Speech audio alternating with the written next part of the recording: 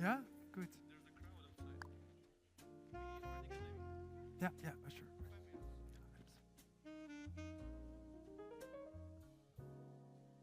Receive all your comments and messages. And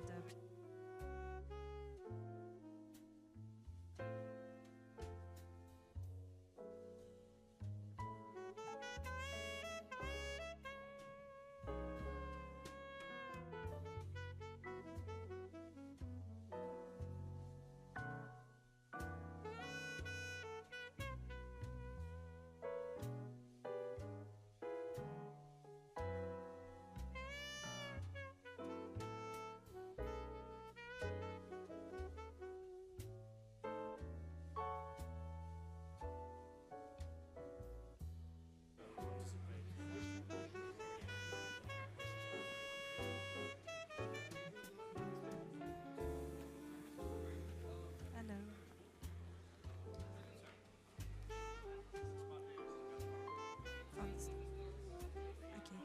Okay. Hello and good morning to all of you that you join the conference from far away or nearby online. So the room is now filling up. It's very exciting to see everyone here, but you will not be missed. So we are going to have you with us today. There are means of interaction. You can join us, and yeah, you can use your laptop or your phone to stay in touch with us. As you can see, you can either use they're already on camera. Use your laptop, or you can feel free to take out your phone and scan the QR code that you see in front of you. And yes, we are looking forward to hearing from you. And the room is now being filled up fully. Hello. Welcome to all the online participants. This is the 2025 edition of the Cybersecurity Standardisation Conference, organized jointly with ENISA, CEN and CENELEC. We're using menti.com for you to be able to interact with the conference today. So please log on using the QR code or entering the code on your laptop. I think we have a sound issue. Participate in the questions we have for you. Thank you.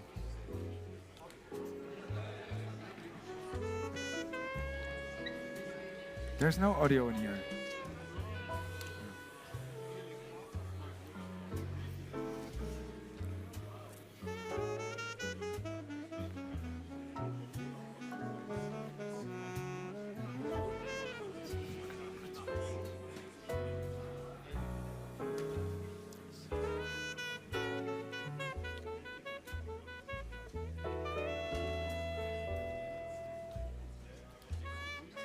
We're already getting the first results. Yes. Interesting. It's moving actually.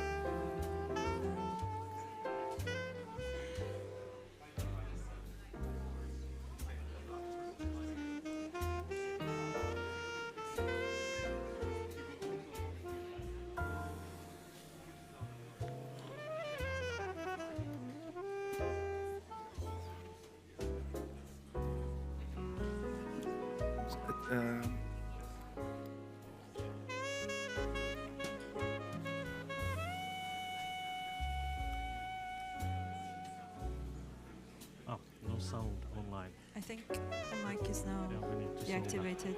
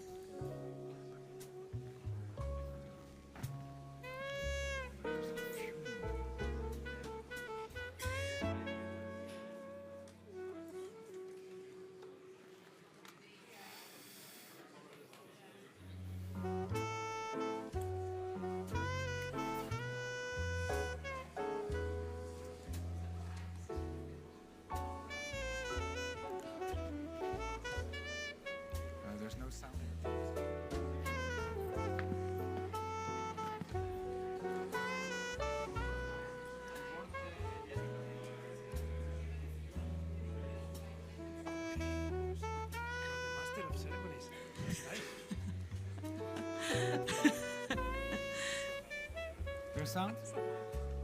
Yeah, we got sound. Okay. Yes. We already said it. Okay. To the okay. We can see the results again.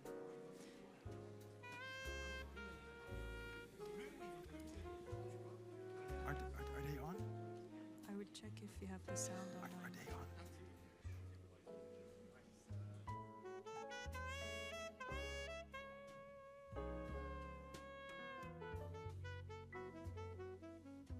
Check if you have the sound online because they received them. Should we start again? Okay.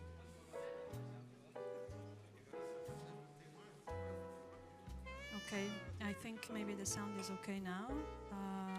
I don't know if everyone could hear us before, but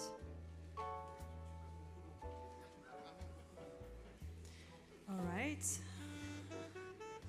But we can hear us here.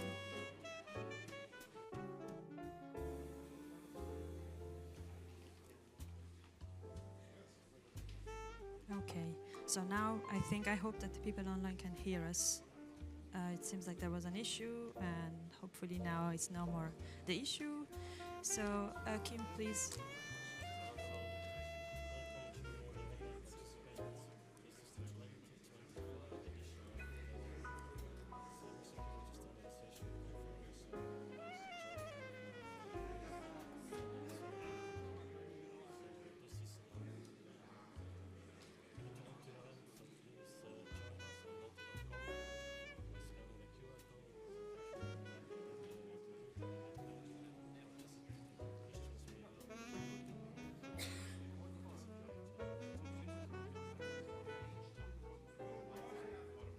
Everybody, and a warm welcome to always sunny Brussels, where you're going to spend a whole day in a dark dungeon on the first day of spring for a very important conference. We are 3 minutes late. We had a little sound issue for the online audience. We fixed it very quickly, so we also warmly welcome all the people that are at home. Welcome to the 2025 Cybersecurity Standardisation Conference. It is our biggest conference ever. There was a waiting list to be in this room. So if you are in this room now, you're one of the lucky few. And we have over 2,000 people registered to watch online for the whole day or maybe some of the sessions of it. And that is for a good reason. Cybersecurity is more important than ever before. In a turbulent world, there are dangers everywhere, from criminals to hostile entities to power insecurities to bugs in software or even just a rodent nibbling on a cable. And it is more and more important because more and more of our life is connected to the internet. If something goes wrong, it's not just a computer being inconveniently offline. It is the very foundation of our societies and our lives that might become to a halt. And that is why cybersecurity is no longer for the tech guys. It is Chefsache, it is mayors, it is CEOs, and it is the heads of states who take control of this matter. And therefore, it totally makes sense that a lot of legislation is made by the European Union intended to keep us safe. But it also poses a dilemma for us and a lot of constraints, because all these legislation has to be turned into standards for it to be effective. And that means a lot of work for the standardization community, to work on standards that work for everybody, that keep us safe, are user-friendly, and also are possible to do for the industry. And all this legislation, of course, they try to really keep it all in sync and aligned with each other, but that's not always easy. So a lot is asked from the standardization community. And that is why we're really happy that this one day a year, we bring everybody together in this room, physically or virtually. The producers, the users, the policymakers, the legislators, and of course the standardization people. From the big companies to the SMEs and also NGOs, to all sit together and see how can we deal with these challenges. And yes, today you're fully allowed to complain about the legislators, that they are too slow, too fast, too much, too little, too wrong. Of course you can do that. And you're also fully allowed to complain about your other partners in the value chain, that they should listen more to you and take more care of your concerns.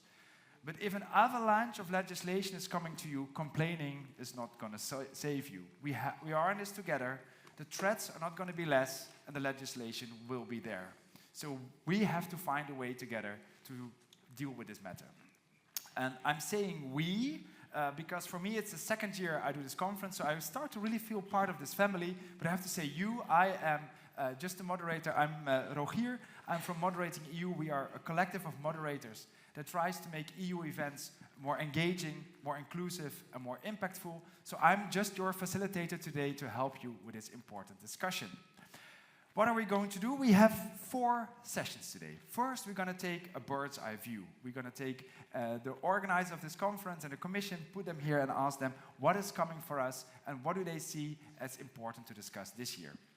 Then you already deserve the coffee break, and after the coffee, we're going to talk about all this legislation that is coming to us.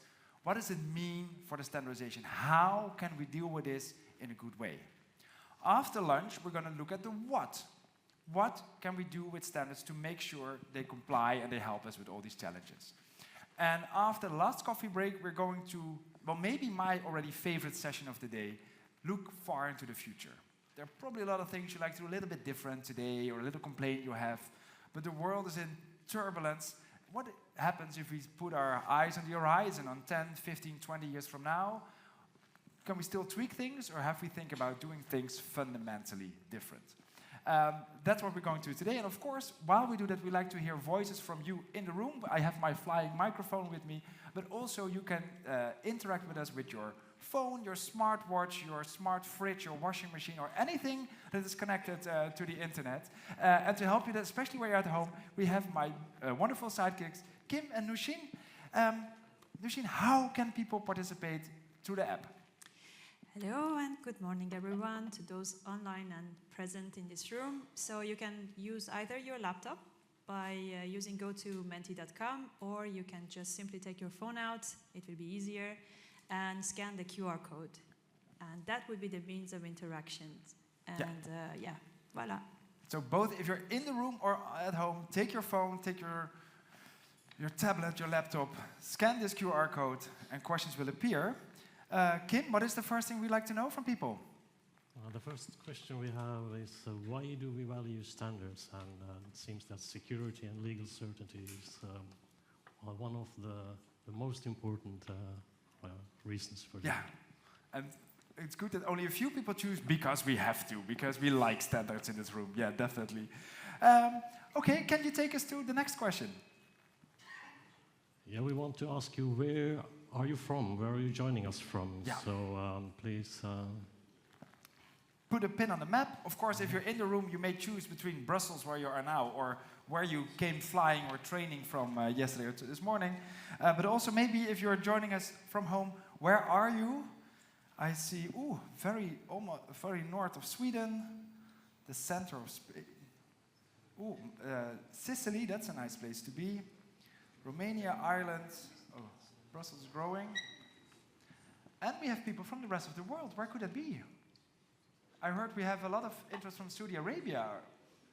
Yeah. Cybersecurity is a global challenge. Yeah, it's a global challenge. Okay, so more and more things are coming. We see the whole EU, and even out of it, is really nicely equally represented. That is good to see.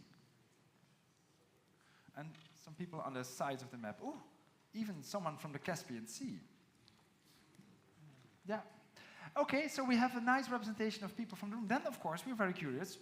What are you? Yeah, the next question is, who do you represent? Yeah, and of course, everybody is a user, so that's why we use the word mostly. Some people have a lot of different hats they wear on a day, but you can choose between policymaker, a vendor, a user, civil society, or some. There's a lot of other. Next year, we might have to make new categories. Who could that be? Who could that be? Yeah. Who could that be? Can I see a hand in the audience? Who is from other? You're other. Careful, it's a... Oh, yeah, you have hot coffee, then I'll come bring it. It's a flying microphone. This is the microphone. I am secretary to CENELEC JT13 Working Group 9, so we write part of the standards for CRA. fully dedicated to standards. Yeah, who else is other? Can I see a hand? Who is from the category other? You are? Hello, what do you do? Hello, European Council of ISACs. What is that? Information Sharing and Analysis Center, the different one in Europe. Okay, cool. What do you hope to get out of this conference today? When is it a success? See a little bit what's happening with the standards, learn, and share with the ISACs afterwards. Okay, well that is that definitely we can do. I'm just going to ask a random person. Can I ask you?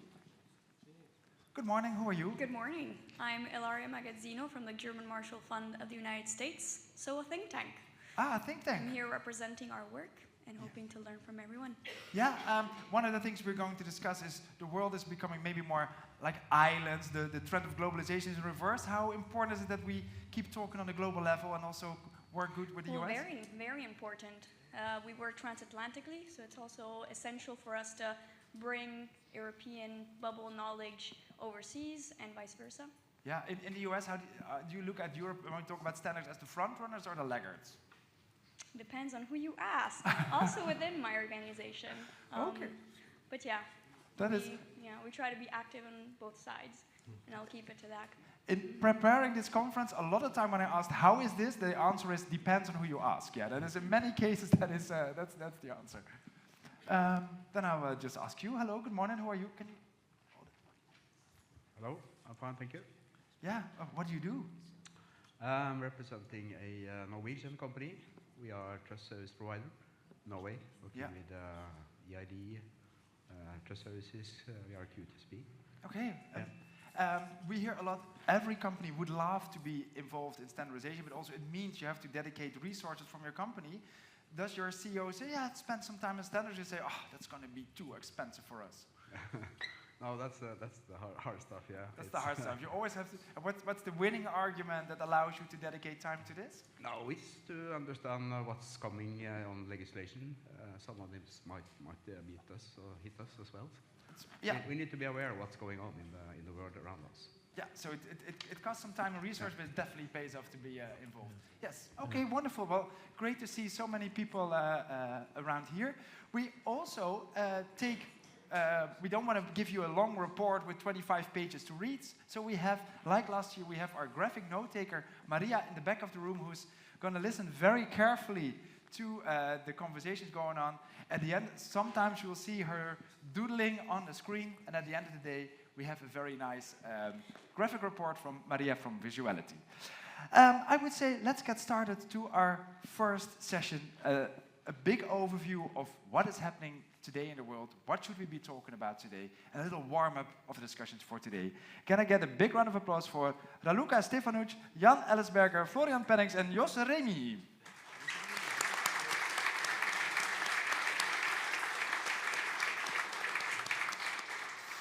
Hello, good morning. Take a seat.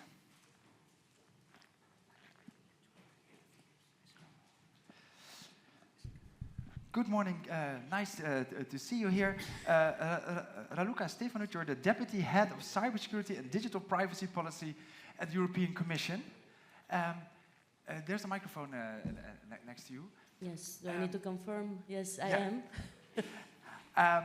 We hear the Commission, the word, in everything the Commission says, it is about competitiveness. Is that also the key word when we talk about cybersecurity and standardization? I mean, it is definitely competitive. Just talk a bit closer. Yes, sorry. Usually I speak very loud, so I don't have issues. So definitely competitiveness is a very important part of EU policies right now, as you can also see from since the very beginning also of this new Commission. And when it comes to cybersecurity, most legislation that we are talking also about here for standards, it's an internal market legislation, so the ultimate objective is to improve the functioning of the internal market.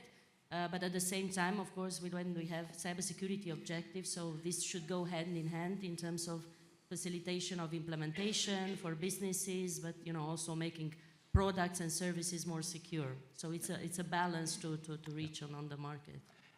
In recent years, we've seen a lot of legislation coming from the Commission when it's about cybersecurity. Would you say we are at the end of all the legislative processes, or there's much more coming? Well, I mean, first of all, to say that this legislation on cybersecurity was really necessary, and we have been working with all stakeholders across the board to build this framework up, which is, I think that I would say that it's fair to say that it's probably most advanced now worldwide when it comes to cybersecurity legislative framework. So we have a framework that looks into the security of provision of services for critical infrastructure and for our key sectors, and also supply chain security. And now mostly one of the highlights that we will also have probably discussing here in this conference of standards, product security with the Cyber Resilience Act, and also a framework for cybersecurity certification. And now what we are looking at, because this legislation is also quite recent, in particular Cyber Resilience Act, and many of the discussions, I'm sure that they will go around the development of standards facilitating the implementation of the CRA. But as you might also know, one of the objectives of the Commission is now to also look into simplification. So we are also taking stock of legislation across the board, including on cybersecurity, mapping horizontal sector specific, and looking of how one could facilitate implementation more, make life easier for businesses while keeping our cybersecurity objectives high. We're going to talk much more about in panel 2, and also if you are not sure about some of the abbreviations you used in the beginning of panel 2, we'll do a little introduction to standards for dummies. So we'll make sure that even if you're new to this beautiful world of standards, you can be part of the discussion. When is today's conference a success for you? What do you hope to get out of today? I mean, I hope to get a lot of constructive feedback and suggestions of, where various stakeholders, and I've seen also, in our survey that seems to be quite a varied representation of profiles, that they will, flag to us. We are at the beginning of this standardization process for the Cyber Resilience Act in particular, which I think is quite a path opener for and important piece of legislation that would also bring more reflections and make standardization more effective. So I would expect that for us in Commission that we hear from you as stakeholders, but also our partners, European Standardisation Organisations. Well, ENISA is here with me, but I consider them like on the same path of EU agencies and Commission, to hear where most what are the expectations of stakeholders, where they see that they need more support for this implementation, where they see that hurdles may appear and how we should look at those, and receiving as much practical on-the-ground feedback, or where various stakeholders see that we should prioritize and look more carefully as Commission when we are preparing this implementation process. A lot of that will come by, and we'll make sure we make from the voting system, we'll give you a PDF with all the suggestions that come out of it to make your work a little bit easier. Jan Ellisberger, you're the Director General of ETSI. When is this conference a success for you this year? Well, I mean, first of all, to maybe introduce ETSI and what work we are doing in this area to the audience here, and make us a bit more recognized and established. We are operating a bit differently from CENELEC, etc. And also to get an understanding of, I mean, the ambitions from the policymakers, and also the views from the industry on how we can sort of work more closely together to secure that we drive the European policies into implementation in the best interest of the industry. Okay, wonderful. In the meantime, there's some problems with the live stream. We're just going to continue a little bit now, and we might have to do a little recap of what we're discussing once we get the technical issues solved for the online people. Yeah. Okay, wonderful. Florian Pennings, you're Associate Chief Cybersecurity and Operational Officer at ENISA. Quick introduction, what does ENISA do? So ENISA is the European Cybersecurity Agency located in Athens, Greece, and basically ensuring that cybersecurity harmonization, I think that's the easiest way to explain it, is happening at an EU level, working closely with the EU member states, also with industry. It was nice to see the questions that you just popped up with who's here and who's represented what. We basically have 6 stakeholder groups ranging from national competent authorities all the way to civil society. So we try to cover a lot, but we really focus on cooperation with member states and with the industry in order to upgrade and ensure that harmonization for cybersecurity is there. Okay. when is today a success for you? Because there's so much going on in the world of cybersecurity. What do you hope to get out for what's actual this year? Well, because I agree with everything that was said before, obviously. However, I think, and I saw some people here that I recognize from earlier conferences around certification, so cybersecurity certification. I see people that I've spoken with in the past about cybersecurity standards. I would love to see that coming together, having a good understanding about, hey, where have we and where are we addressing the same technical requirements, so we don't have to redo it again. Yeah. Because the biggest challenge that we're facing is scalability, ensuring that we don't do the same thing in different groups across the EU, because as a cybersecurity agency, we see that. Yeah. If I see that, if I see the seeds being planted here, that would be great. Just like every conference, probably the magic happens in the coffee breaks and over lunch. We all hope that you don't run to your airplane after this conference, but go for a nice Belgian beer afterward. Yeah. Jos de Miet, you're the vice president of CENELEC. CENELEC, what does CENELEC do in this field? Well, CENELEC are two of the three European Standardisation Organisations. They are separate organizations, but they work very closely together, especially in the cybersecurity area, where we even have a common technical committee called the Joint Technical Committee. Also, we work a lot together with our older brother, which is ETSI, but they have a different model of working, so we have not the same way of cooperating, but certainly cybersecurity is one of the areas where we are looking on how can we improve our collaboration, because we need all three organizations to really work on that, and we are trying to make steps there. But basically the difference between CEN and CENELEC is that CENELEC is the electrotechnical side of the standardization, and CEN is the non-electrotechnical side. Also, again, in panel 2, we go a little bit more in the differences between ETSI and CENELEC. When is today a success for you? For me, well, we all know we have a lot of challenges. Whenever today, when we can find one item where we can improve, be it either improving the relation or the connection between legislation and standards, or in the way we work, because we all know we need to be faster, or be it in the content on how can we make sure that we also involve all the stakeholders. If we learn one thing today that can improve on any of these aspects, then it's going to be a success. Wonderful. Well, that we can definitely do, hopefully, today. I'm looking at what does our audience expect of today? And is that in line with what's been said on the stage? Yes, I would say that. We have questions relating and comments about networking and the importance of networking and meeting colleagues in this event, and also sharing information about the legal parts of that, including the Cyber Resilience Act. And that is some of the comments we have received online. Okay, well then we'll definitely facilitate some discussion in the room here, that hopefully during the coffee break you have, or the lunch you have, some people say, I heard you say this, I want to talk more with you, let's have a coffee. With you, I'd like to discuss 3 topics. We want to go into the multitude of legislation that is coming. Some of the people I spoke to in the preparation of this conference even call it an avalanche. How can we deal with this in a proper way? Also, I'd like to see, how do you see the roles of your organizations develop, and what do you need from the other stakeholders around you? I'd like to start with what we're going to discuss in panel 4, at the end of the day, to look far into the future. Of course, today we're going to discuss a lot of the day-to-day issues that we're facing, but what if you put your eyes on the horizon? What are some of the things you see? That is also a question for the audience. But also, we want to give the audience the opportunity to ask questions. How can people ask questions and comments through the app? And for this, you go down, you scroll a little bit down in the app, and you hit the button Open Q&A, and this is where you can ask questions to us, but also you can see the questions from the other people in the room and at home. If there is a question you really like, give it a thumbs up, and then the questions with the most upvotes will flow to the top of your stack. Kim and Nushin, what is the most asked question at this moment?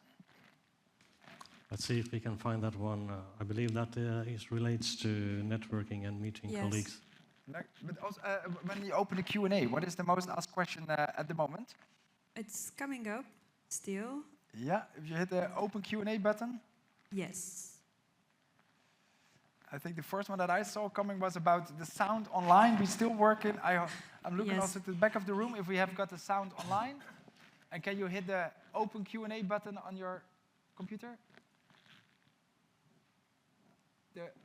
We don't see it yet. Oh, yeah, here it is. The online presentation is not running. Yeah, we're working on this. I see a lot of people sweating behind the screens. They're working on getting the sound for the live stream online. The moment we have it, we will. But of course, everything I say now is in vain because people don't hear me say this.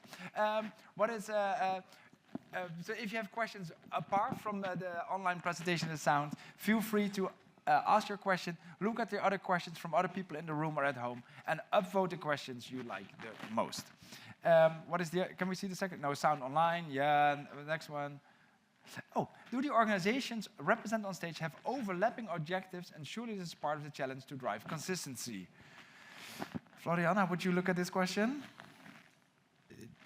100%. This is also why we are organizing this conference, and I think I don't know how many sessions we've had of this conference already, but it's been going on for multiple years. I think this is the 9th. 9th. Here you go. So next year it's an it's anniversary. a party. We're going to celebrate big. Yeah. No, this is I think that's the biggest element. At the same time, as I mentioned before, I deliberately planted that seed myself.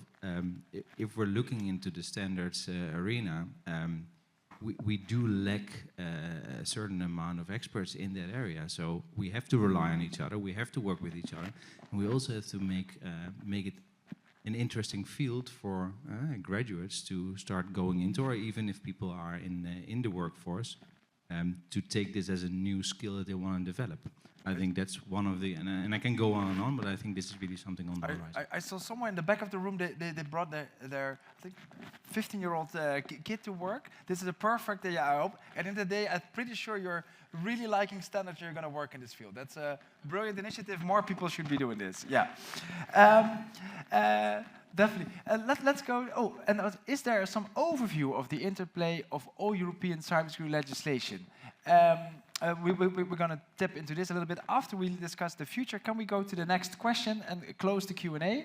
Because I want to. Oh yeah, this also we'll go into this a little bit later. Can we close the Q&A and then go to the next question? That is the question: what is appearing on the horizon? Of course, yeah, no more question yet. Next slide. What development should be on our radar and why? So what is something you see appearing on the horizon or is already happening and we're ignoring it or we don't see it yet or we might be talking about it but not good enough? What do you see? What's a development that should be on our radar that is going to be relevant, maybe in a very direct or maybe a very indirect or unexpected way for the world of standardization? And of course, if you are a volunteer, raise your hand. I'll come with my microphone to you. If not, I'll just select some volunteers myself. Good morning. What do you see appearing on the horizon that we really should be more mindful of? What is a development that concerns you or inspires you or is going to be important? The development on the legal level, yeah. The overlapping of cybersecurity law on horizontal and vertical levels. There is not enough clarity by the regulator. And I think that creates a lot of issues, especially for the standardization world, because some things have to be clarified in order for us to provide technical solutions. Yeah, there needs to be clarifications. Okay, and that's only going. And I'm going to ensure you this is not going to be less in the coming future. Developments go faster. Legislators have to move faster. So this is it's not going to be solved tomorrow. Yeah, very clear. May I ask you, what do you see appear on the horizon that we really have to start looking into? My principal concern would be with regards to roadmap on the cybersecurity standards and the crossover from Red Delegated Act, for example, to the CRA and the timelines and implementation. Yeah, also that's a very big issue. Of course, we're going to discuss it. Who has something a little bit more in the future? Something that's not on our radar yet that should be on our radar. There's something that is not discussed enough. Thank you. I'm Ángel Moreno from TIC Council, the International Association representing the testing, inspection, certification industry, so we're a key player in cybersecurity. I think it will be really, really important, talking now for CRA, the prompt designation of notifying authorities, so that then TIC companies can be notified and act as notified bodies to help the implementation of this regulation. Okay, yeah, very much. Also, we're going to talk more about this. I'm really look far in the future. If we look far into the future, what do you see appearing on the horizon that deserves our attention? Hi, research and development company from Estonia. Perhaps few years in the future, but post-quantum cryptography is coming, and we can't lock our standards to our current algorithms. They will be changed soon.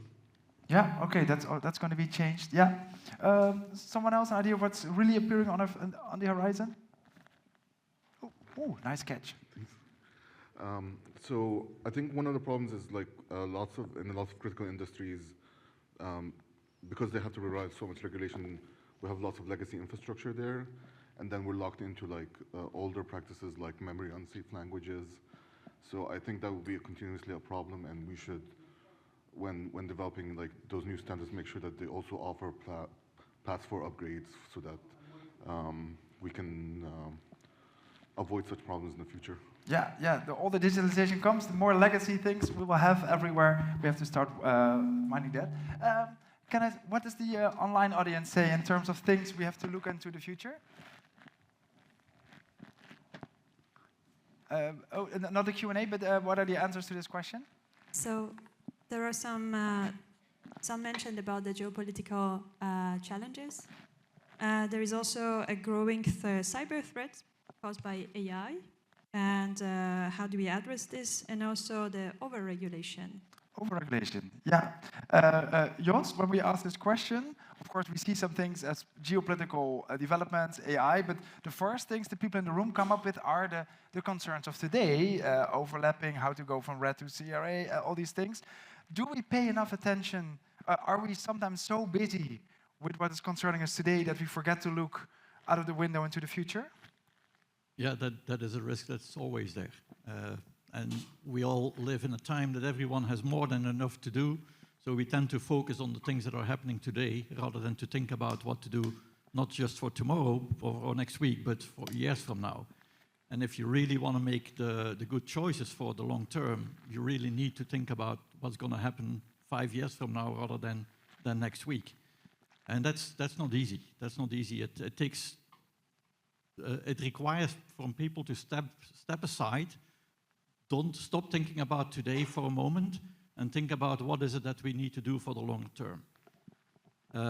And unfortunately, our political system doesn't really help us. In most countries nowadays, we live in a time where they think up to the next election and then make decisions based on that so they can get re-elected next time. Unfortunately, that is very often too short. Taking the example of Belgium, I'm from a time where in Belgium we used to have 7 times the same prime minister. These days are long gone. You can be happy if you have one for 4 or 5 years nowadays. And then there's a whole new government, and they make different choices, and the whole way of that we want to go to is different. And I see a little bit similar things happening, not as bad yet, but similar things happening on European level, where every time when there's a new election, there are new people in charge, and you see the directions starting to change.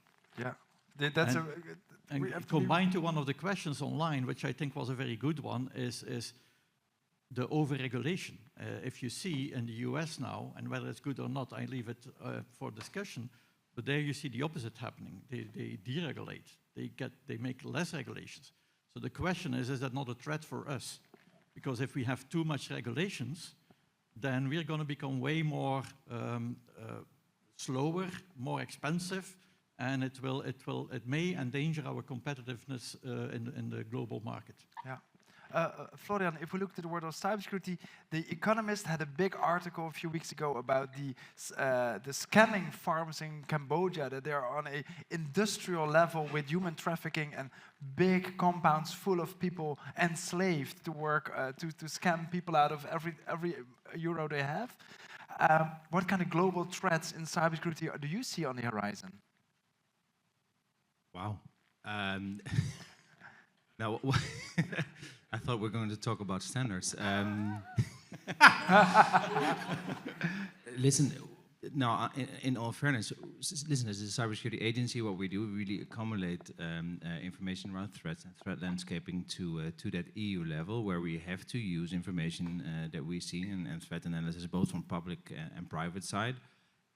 You mentioned it before, ransomware still is something that we see as a high threat. We see that it also has to do with cyber hygiene. How familiar are people really with committing to password changes and simple things like that? Multi-factor authentication, that's super important. Then if you look at the other discussion, and I see it here on the screen in front of me and then behind me, geopolitical tensions in that sense, and this is not so much for ENISA as a cybersecurity agency, that's really an expert organization to comment, but we do see the impact, and we see that when we start to discuss this with industry players, and I hope to also do that today, is there's a sense of urgency to look into this. There's a sense of worry about it, and that definitely, because I want to pull it back to standards, you understand? That definitely is going to also impact how do the European SDOs look at this, how does the Commission look at this, how does ENISA look at that? Now, that's ongoing. In that space, the role of the agency really is very objective, very much on the technical side of things. We really look into how can we support standard developments. The European Cybersecurity Certification Framework is something that we do. There is overlap there. Our colleagues are looking into how do we support the SDOs. So all of that combines, and that's at a technical level. At the same time, the context in which we operate is European, is political, is also geopolitical, and that has an impact. That has an impact, yeah. I look at in this world of governments having a 3-year, 1-year perspective, the Commission is working really hard to get Europe together, and also with your, for instance, your 14 mega trends, I think, that you published, really look far into the future. What do you see on the far horizon that we really should not forget looking at? Yeah, I mean, before looking far, far in the horizon, I would look a bit more into the near future and how we can build the path there. And in the near future, since we are talking about standardization, and I've seen also a lot of replies online talking about European capabilities and how we build our own capabilities in Europe, and of course, an increasingly complex geopolitical context. To say that with the legislation that we came up, we really think that we are a global trendsetter and standard setter when it comes to cybersecurity. And these are the expectations that we would have also, because with the standardization process for the likes of Cyber Resilience Act, that will actually facilitate the way of reaching these cybersecurity requirements that would make it easier also for businesses. And it's a process that will also have also seen several remarks online on, let's say, new aspects that are now being tackled with this standardization process that is coming out. How would one apply this for software? How would, for example, very important also for the European Commission, would involve more open source in this process, and the European Standardisation Organisations have worked with open source to encourage more participation and ensure more participation also of open source projects in this process. So there are a lot of aspects with the European standardization process for the CRA in particular now, because this is what we have on the table, that would definitely, and that is also, eventually our hope with a successful process, will build up more capabilities for European standards and a trendsetter in cybersecurity worldwide. And also one of the points that I'm taking recurrently from what was also put online from remarks is that there is definitely a need to make it simpler, let's say, for businesses to navigate through this legislative framework, to make it more agile. This is what we are also working on now. Standards are also supposed to actually support, facilitate this implementation, involve all stakeholders in the process of standardization, and ensure a way that these technical specifications will be in place to make easier to reach the cybersecurity objectives that we have with our legislation. And also to reassure what I see from stakeholders that indeed we are looking across the board at interplay of various legislation and to see how we can facilitate the process. This for businesses, well, as I said also at the beginning, ensuring that we are still keeping the bar high on the cybersecurity objectives. So this is not an easy balance to reach, but we are really working hard on it with participation of stakeholders that are present here. And just to reiterate that the standardization process in itself, it's a very important piece in this puzzle of how we will manage to achieve this. And that would definitely be, at this very complex, challenging times that we are now, I think that would meet what you were also saying at the beginning, competitiveness, but also, you know, the objectives that we have in making our markets, you know, more secure in terms of products. And Europe, I think, can be, and it is already, but we can even do better, a front runner in these. Well, at the end of the day, we're going to do much more into this far future and really think, should we do also fundamentally different the way we do standards? At the end of the day, let's go more into the, today, because I already see it on the screen, the interplay of the different legislation, CRA, RED, MD, CSA, AIA, CSA, I think I know half of it, what it means, and healing the industry to understand, helping the industry to understand the interplay in order to comply. And also cybersecurity regulations and standards are important, but information about them is not easily available for the broader public. So we have all these threats, they need to be met with measures, because else we are not safe anymore. But it puts a big burden on the standardization community to at least understand what is happening, to see how all these different legislations interplay, and also then how can they deal with standards. The big dilemma we have with that, that's also a question for you in the audience, is how can we have, because this means for standardization, we want to have fast processes, because we need the standards rather yesterday than tomorrow, but also we want the decision making to be inclusive so that everybody is able to participate, that the standards help everybody, are workable for everybody. So the big question we have for you is, can we go to the next question, is how can we have the best of both worlds? What is the key to have it both speedy and inclusive standardization making? Yeah, Jan, how would you answer this very difficult dilemma? Well, I wouldn't say it's a dilemma, because it's actually, I mean, if we link back to what the Commission said earlier and also the discussion about the changing geopolitical landscape, many see that as a threat, but I see it as an opportunity. Europe will become much closer together. We will forge new partnerships with other regions in the world. Historically, we have seen from an ETSI point of view how we can use standardization as a strategic tool to strengthen the competitiveness of European industry. Yeah. ETSI was set up to globalize GSM, and that was a major success story for European industry. And we are still sort of reaping the benefits of that. We have many other success stories from ETSI where we have worked sort of in a global international setting. I mean, ETSI is a global organization per se. We have 900 members from 65 countries across 5 continents. So everything we do will have a global impact. So what we're now discussing, and also in relation to the revision of 1025 that is upcoming, is actually how to find better ways of working together with the Commission, with the member states, with the industry, to secure that we, especially for innovative, fast technologies, how we can find a good method and approach to work more closely together to secure that we develop the standards in support of those policies and the implementation of those, and also to secure that we bring a competitive advantage to the European industry. So I think that is sort of the key here. I mean, European competitiveness, and how can we find the success stories, the future success stories for Europe. Oh yeah, so GSM, Smart Card Platform, DEC, etc. We have from ETSI point of view.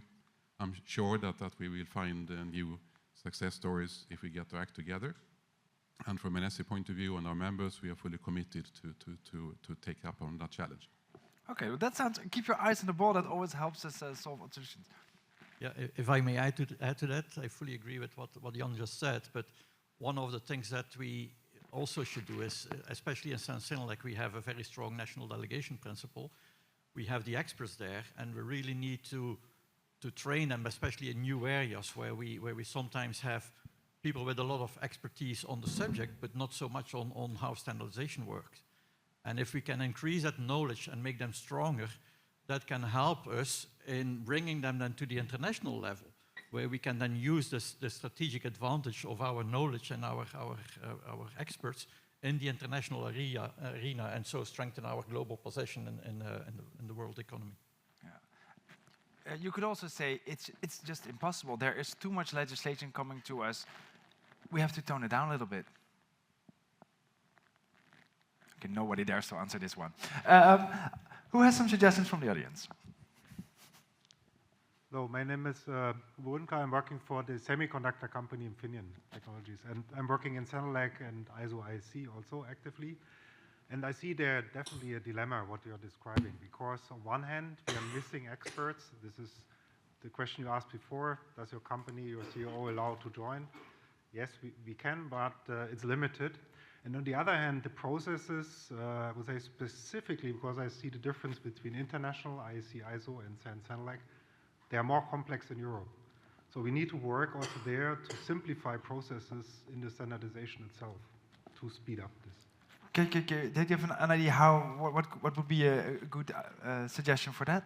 One example is we just came out of a meeting. We had the last 2 days meeting on CRA, and to deep dive into this is translation processes takes, for example, too long, because we still in Europe we need to translate it to different languages. And this is something that you, I hope, easily can shorten. Oh yeah, and I think very practical example. AI can do this for us, can it? Okay. At the end of the day, we're even going to see if maybe the whole world of standardization can be replaced by AI, so that next year you're all at home and we let ChatGPT do the work. Yeah. Some other suggestions how we can deal with this difficult dilemma. No volunteers, then I'm just going to yeah. Yeah, another way is just to use specific sector-specific standards that are already in place for specific sectors as standards that can be officialized as alternatives. Yeah. Just to make sure that every product has to comply to standards that are already well defined instead of waiting for the details to come. Yeah, but then aren't we then just too much following the industry and not starting from a fresh view, also in taking consumer, environmental, and other needs into it? Yeah, this is a great point, but also the fact that maybe the same product can already be subject to specific regulations, and the same product may also be subject, for instance, to CRA. So, does it have to comply to both set of requirements, or is the first one enough? Especially if the first one is already sufficient to achieve exemption from CRA, like for instance for the automotive sector, there is the R155, which is going to be used for the automotive, but not for all vehicles. When the same product, except the same product, is already subject to one regulation, should it also comply to another, or is it the first one sufficient? Yeah, then that makes it life much easier. And another suggestion, maybe over here? Right. Yeah. Okay, so my name is Arnaud Tadei. I'm the new elected ITUT Study Group 17 chair. So congratulations. Thank you very much. It had been an interesting moment in my life.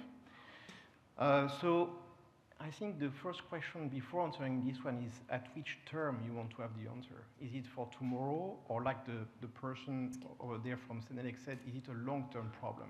Because if you put the term differently, you have different answers. So let's start with today, because we are dealing with this today. There's so much legislation, and we have to deal with it today. How would we deal it? So speeding standardization, there are a few tactics you could have. First of all, I work in IETF. You have to keep it really close because you're close to the speaker. Yeah. All right. Is it better? Yes. So when I look at what others are doing, like in IETF and others, I think first of all is a simple tooling that could help, because we have an issue with next generation. We have too many people from a certain demographics and not enough from another one. But the next generation likes to use tools like GitHub and others to speed up actually the generation, the development, the establishment of work items. That's a really interesting one to really accelerate what we are doing. Of course, it's challenging working methods, but we have ways to progress there. Is the standardization world a bit conservative? Not necessarily. It's just that standardization people need to be challenged. When they are explained, actually, we are progressing. That's one thing. The second big issue is the industry engagement. If we were honest and look at how difficult it is to convince our managers to spend people time in standardization. So open source, they understand. Standardization, wait a minute, I need to do this in 3 years. My job will be turned in 2 years. Why do I need to have a PKI on that? Makes no sense. So KPI on that, so makes no sense. So we have some issues with industry engagement. Other ways is to consider as well the problem of security. It's an arm wrestling between the attacker and the defender. So what we did in the ITU, for example, we created the first incubation model. How to get innovation faster adopted, even when it is at the margins of the mandates. Then there are other longer-term things we could do, but I don't want to take the floor too long. Okay. Is maybe this pressure a bit of a blessing in disguise? Because there's so much pressure, you have to change your way of working and innovate? I think it's the wrong problem. I think the real point is, I forget the term of the person from CENELEC, is what we are missing is the long-term view on that. Until we are able to establish the long-term view on that and the long-term story for that, that's what I'm doing for my study group for the next 8 years. You're right, it's a 5 to 8 years problem. If we are not able to put that first, it's impossible to come back and understand what do we need to do now. Because what I don't want to do is invest on something now that I need to throw away in 6 months from now. That's like the summary of the day. We can all go to have drinks already. I think this is summarizes the day very nicely. Yeah. One point of view that I would like to add is we all know that standardization today is not the fastest thing that's out there. That's an understatement, I think. So when we talk about we need to speed up, then the question is, how do you do that? And on the short term, we're talking about, can we invent a fast track process? And if so, what does it need to look like? But if you want to think about the longer term, then we really need to think about how can we change the whole process of creating a standard? And what is essential there? And I often say that when you start a discussion like that, there are a lot of holy cows along the road. And everyone agrees, yes, we need to speed up, but not in my area. Don't touch my area, because I cannot speed up in my area. Well, if we really want to change the system, if we really want to speed up, we're going to have to be willing to give up some of our known holy things cows that we have today. Our holy cows, yes. Florian? I think it's an excellent point, and as some of you might know, before I rejoined ENISA, I was working on the industry side, and this is exactly the discussion that is there. How are you able, as a company, to identify, prioritize those experts? You have to put them in an environment where sometimes a whole week they're present to work on a document that's not visible. So yes, I agree, this needs to be a more public discussion. At the same time, this is quite technical work. So this is the constant challenge and battle of the discussions around, oh, cybersecurity should be in the board, etc. However, if you look at the legislation, and many companies know very well that you have a legislation like the CRA, which is massive. You have the NIS2, where you have opportunities. Standards are a good opportunity to commit yourself before harder or more stringent legislative measures come at you. You can show and you can take a bit of ownership in yourself by saying, hey, listen, let's find a way into the standards. It also requires that you have to invest. And at the same time, brings me back to the earlier point I made, and I really want to emphasize that we also need more a cybersecurity standard skilled workforce. And invest now, it will pay off later. Jan? Yes. So just to add on to that, I mean, we have to look at the whole process, especially for harmonized standards, from the issuance, from the standardization request is issued until the harmonized standard is published in the official journal. From an ESO point of view, we are sort of responsible for part of that process. What we can do is to engage much earlier with our members and the Commission to understand sort of what is the upcoming standardization request, what should be the scope, what is the realistic ambition and expectation that they can put on industry, we can also help to sort of secure that we have the right expertise and the right members engaged in that work. And then also look at the tooling. I mean, how can we use tools to speed up certain parts in the process to secure that we speed up the standardization making? At one point in the preparation of this conference, I said, can we just make a map on the wall of all the legislation that's coming? And then some of the people said, yeah, I have this map, but it's more than 2 months old, so we cannot use it anymore because it's already really, really outdated. It was really hard to keep an overview. How can we use some tooling to have this overview, or is it not that complicated? Well, for the overview of legislation, I mean, I would say that maybe it's not as fast since we are talking about speed as every other month. I might have exaggerated a little bit. For those familiar with legislative processes in the EU, it definitely doesn't take that little time to have a regulation out, for example. But it is a point taken that indeed, and that's I was also saying earlier, that we need to facilitate more all this implementation, and indeed I also took several points that participants online put forward, that one needs more clarity, and maybe on the Commission side also for us to make more efforts to make it clear, the mapping of legislation, what is applicable, facilitate a bit this process, reach out more, especially to smaller players, for them to be aware how all this interplay. Indeed, as I was saying before, we are working on mapping existing, cybersecurity legislation, horizontal and sector specific, just to say that, the things that we are looking at is also how necessary is to have something sector specific versus horizontal when it comes to cybersecurity. There were some points raised here on that, because they are pretty horizontal building blocks on cybersecurity as well, and then for standards, of course, one would also go more product specific. But the main principles and objectives that one has on cybersecurity are pretty horizontal on quite a number of aspects, and that can also facilitate things. And we are looking at potentially simplifying reporting type of obligations, but also trying to map up to see where the burden lies more on businesses. For example, compliance documentation, it's also something that across the board for this type of legislation, it's something that maybe we can look at. Yeah, also for what was said, I just wanted to also say that I totally agree with the points that were raised also on the speed before. We are definitely on the Commission side those who put pressure also in terms of speed for standards to be ready. I mean, definitely for CRA, we are talking about, and I'm being careful with terms, but with a very ambitious but a doable time schedule.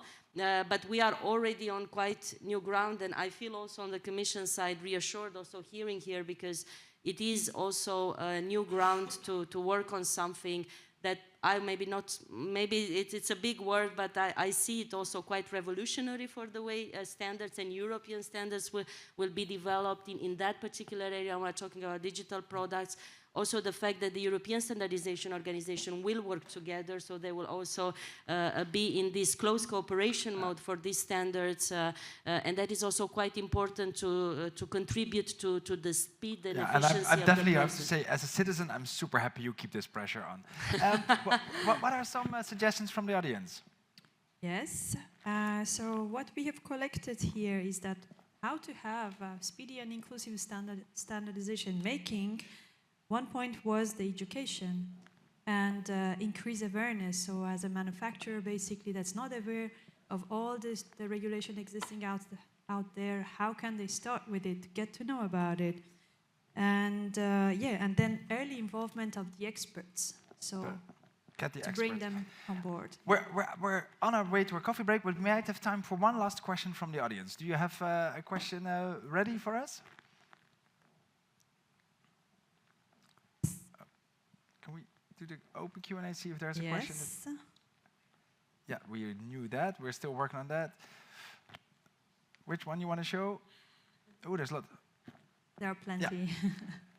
Is there a cross-organization coordinating for quantum computing and quantum technology standards development? Ooh. I now see a lot of puzzled faces on the stage. Yeah, maybe I would say that, well, here we are focusing on cybersecurity, but definitely we do have a strategy at European level on that, and that is something that it's also among the priorities of the Commission, maybe bringing it also more on the cybersecurity part.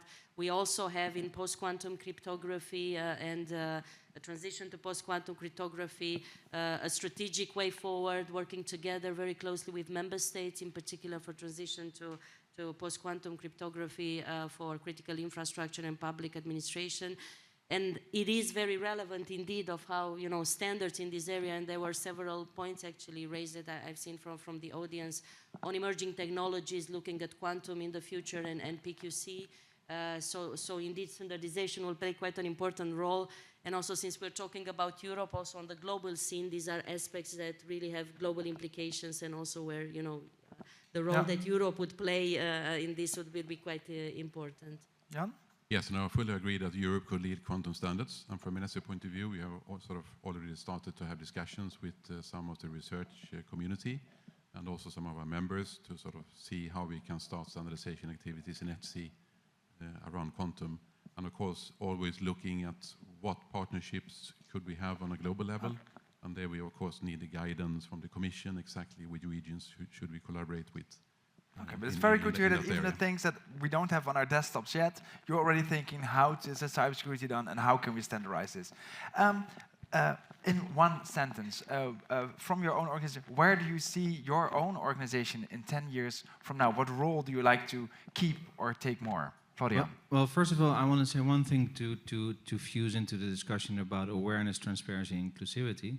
And make a little promotion that I was asked to make as well. We're doing this year a Cybersecurity Standards Observatory, which is not going to be a database, but it's really to share, coming back to your question about mapping regulations on the standards development, what do we see, where do we see gaps, and raise awareness from the agency to also help uplift the knowledge. Where do I see ourselves? Listen, for us, that's very much tied into the Cybersecurity Act review, where our mandate is going to be discussed. That's happening over the next years, and of course, that's led by the European Commission. We definitely have an ambition to be more active and more visible in the standards and the cybersecurity standards development. That's a nice ambition. Raluca? I would like in the future to see us that we reach the success point of a very successful implementation of cybersecurity legislation, that we will show that the framework would be agile enough yet solid enough on cybersecurity, and that, you know, the world will follow Europe on that. The world will follow Europe. Jan? No, I mean, CRA is a good example of how we can sort of forge and refine the working methods between CENELEC and ETSI. And I think that should be sort of the results of that should be used as input to revision of 1025 and sort of try to achieve the goal of speedy and inclusive standardization making. Yeah, wonderful. Jos? I think as CENELEC we are of course part of the whole European system, but today we are a little bit too much the executor of the program of the Commission. We would like to become a much stronger partner, which means we need to be involved much earlier in the process, and not when the regulation is there and when the annual work program is made and then we execute whatever they want. No, we need to be a partner from the start that can help us to speed up as well, because we can start much sooner with building out the organization we need for the future challenges. And as I said earlier, also become so strong in Europe that we can also take more leadership roles in the international arena, because we will continue to live in a global economy. That sounds like a wonderful ambition. I think for our opening session, I think we had exactly the right balance between reassuring that you're working on the challenge of today, that you're all trying to find each other quicker, earlier, and help each other do each other's work, and the right balance of worrying us that the world is going to fundamentally change. That might mean that we have to fundamentally change the way we're working. So we have to not only look at the challenge of today, but keep our eyes on the far future so we know what to do tomorrow. Thank you so much for this opening session. You get a big round of applause.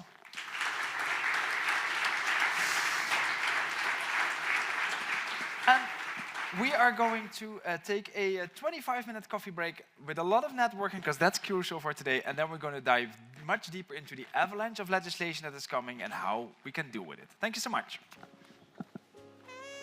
Dankjewel, Marina.